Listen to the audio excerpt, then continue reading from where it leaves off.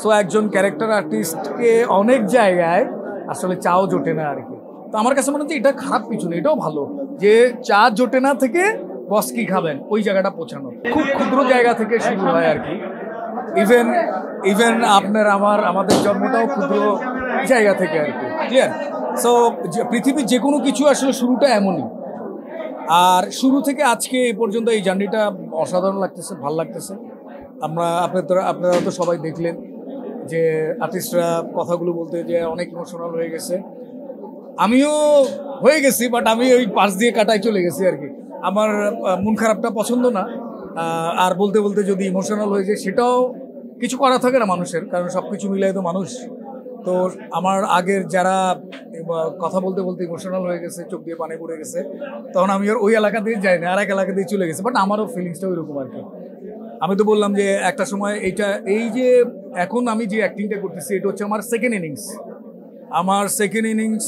যখন আমি শুরু করি তখন আমার হাতে একটা মাত্র ডিরেক্টর ছিল, সেটা হচ্ছে মাসুদ সেজান ভাই, আমাদের বড় ভাই মানুষ। সে আমাকে বলাতে আমি আসলে অ্যাক্টিং করতেছি, কিন্তু আমি আসলে অ্যাক্টর ওইভাবে না। মানে আমি তো আসলে সেন্ট্রাল কাস্ট কিছু কিছু জায়গায় করেছি, বাট আমি তো আসলে ক্যারেক্টার আর্টিস্ট। সো একজন ক্যারেক্টার আর্টিস্টকে অনেক জায়গায় আসলে চাও জোটে না আর কি।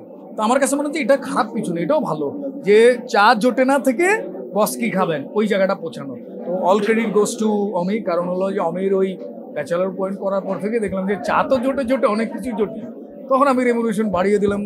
বস কি খাবেন, এখন আলহামদুলিল্লাহ এখন আমার ভাইজান বলে, ভাইজান কি খাবে দেখ, হঠাৎ করে এত চেঞ্জ। জার্নিটা খুবই মজার জার্নি। এক হলো যে এলাকার শেষরা বড় ভাই ব্রাদার ছিলাম, একটু ধরাধরি কিভাবে পয়সা করে খাওয়া যায়, হ্যাঁ এই জায়গায় এই চরিত্রটা যখন এলাকার গলির মোড়ে দাঁড়ায় মানুষকে থ্রেট করা, তারপরে রাস্তাঘাটে পোলাপাইনকে ধরা, ওই জায়গা থেকে আমার ক্যারেক্টারটা যখন চলে যায় 252 কোটি টাকা বা 72 কোটি টাকা নিয়ে ভাগা, এটা অনেক বড় চেঞ্জ আর কি। সো এই চেঞ্জটা করতে গিয়ে, এই জার্নিটা করতে গিয়ে আমার ক্যারেক্টারকে আমি বহুবার ভেঙে দিচ্ছে আর কি। হ্যাঁ, যেমন আমার পার্সোনালি আমার সাথে যারা আপনারা আমাকে অতীতে আগে থেকে চেনেন বা সবসময় দেখেন, আমি আসলে এত শুদ্ধ ভাষায় কথা বলতে পারি না। আবার পারি না বললে ভুল, আমি তো এই শহরের মানুষ, বাট আমি কোনো চেষ্টা করি না। আমি সবসময় মানুষকে ডিস্টার্ব করে গেছি, শুদ্ধ ভাষায় কেউ কথা বলে শুদ্ধ ভাষায় কথা কইতে আসছে, আমি ডিস্টার্ব করতাম আর কি। তো ওইটা করতে করতে এখন না, আমি শুদ্ধ ভাষায় কথা বলতে গেলে আমার কাছে মনে হয় যে এটা আমি না, অন্য কেউ। কিন্তু চরিত্রের প্রয়োজনে অমির এই চরিত্রটা শুদ্ধ ভাষায় কথা বলে সব কিছু চেঞ্জ করে ফেলে, তখন আমার প্রবলেম হচ্ছিল আর কি। যখনই আমার কানে শুদ্ধ ভাষা আসতেছিল তখনই মনে হচ্ছিল যে এইটা তো আমি না, ডিস্টার্ব হচ্ছিল। আর অমির কান এবং চোখ, মাথা এগুলো খুব ক্লিয়ার পরিষ্কার, ও ধরে ফেলে আর কি। ভাই এটা হচ্ছে না, এই শটটা আবার দেন, ও ধরে ফেলে আর কি। মানে চুরিটার করা যায় না ওর সাথে আর কি, চাল্লুমাল। ঈদটা আসলে কি, আমরা যখন ছোট ছিলাম আমাদের শৈশবে ঈদগুলো অন্যরকম ছিল আর কি।